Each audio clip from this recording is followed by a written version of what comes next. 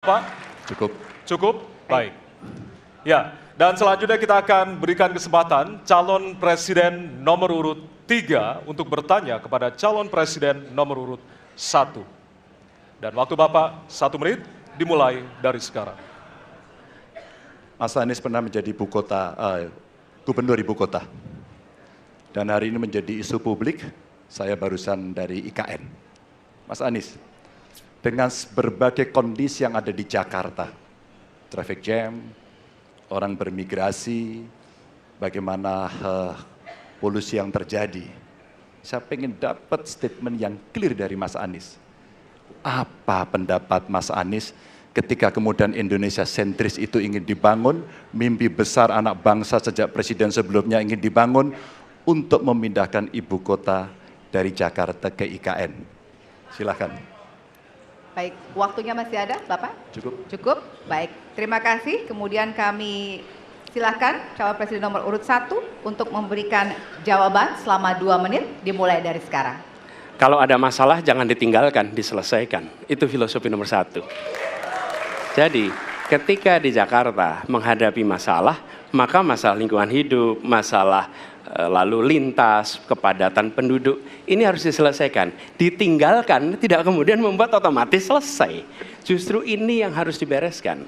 Kalau kami melihat, begitu kita bicara lalu lintas, kontribusi aparat sipil negara di dalam kemacetan itu hanya 4-7%. Jadi nggak akan mengurangi kemacetan di sini. Yang kedua, soal lingkungan hidup. Kalau yang pindah itu pemerintah, bisnis, keluarga masih tetap di sini, masih tetap ada masalah. Karena itu kami berpandangan masalah yang di Jakarta harus diselesaikan dengan transportasi umum yang dibangun.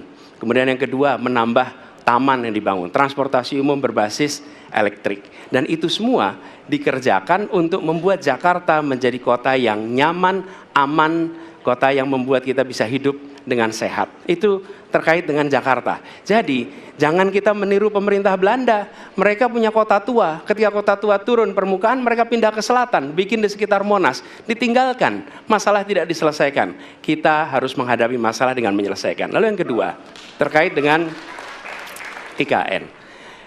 Ketika kita memiliki masalah yang masih urgen di depan mata kita, di Kalimantan sendiri, kebutuhan untuk membangun sekolah yang rusak sangat banyak.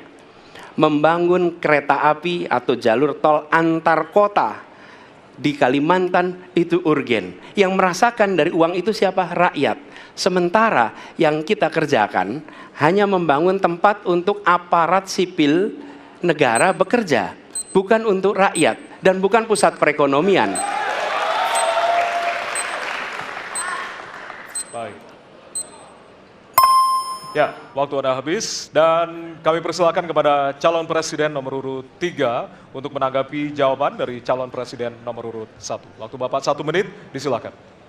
Apakah boleh saya simpulkan kalau begitu, Mas Anies dalam posisi yang oposisi terhadap beberapa kebijakan termasuk IKN, menolak IKN dilanjutkan? Terima kasih. Cukup Waktunya? Bapak? Cukup.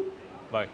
Baik, selanjutnya kami berikan kesempatan kepada calon presiden nomor urut 1 untuk menanggapi tanggapan dari calon presiden nomor urut 3, waktunya 1 menit dari sekarang. Inilah salah satu contoh produk hukum yang tidak melewati proses dialog publik yang lengkap. Sehingga dialognya sesudah jadi undang-undang. Dan ketika dialognya sudah undang-undang, siapapun yang kritis dianggap oposisi, siapapun yang pro dianggap pro pemerintah. Kenapa? Karena tidak ada proses pembahasan yang komprehensif yang memberikan ruang kepada publik. Ini negara hukum, bukan negara kekuasaan. Dalam negara hukum, berikan ruang kepada publik untuk membahas sebuah peraturan sebelum dia ditetapkan. Tapi ini nada-nadanya seperti negara kekuasaan, di mana penguasa menentukan hukum. Dan kemudian dari situ kita berdebat pro kon. Kami melihat ada kebutuhan-kebutuhan urgen yang dibangun untuk rakyat. Kalau hari ini kita belum bisa menyiapkan pupuk lengkap, tapi pada saat yang sama kita membangun sebuah istana untuk presiden, di mana rasa keadilan kita? Oke? Waktunya sudah habis. Ya, dan kami masih ada 1 segmen lagi.